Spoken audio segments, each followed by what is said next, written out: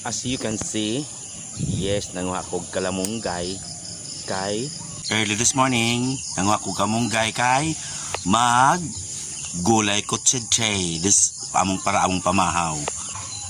Kaon og galay or gulay aron mulis kuhag ang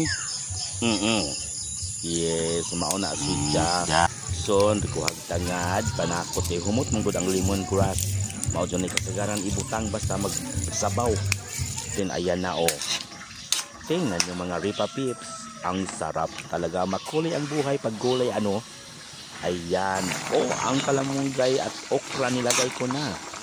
Yes, alam nga kasi lutong-luto na yung kalbasa at saka sayote. So that's it, mga Ripa Pips. Let's eat together. Then ilagay na natin yung sibuyas, dahon at saka sal. Yan po ang aking luto ngayong umaga.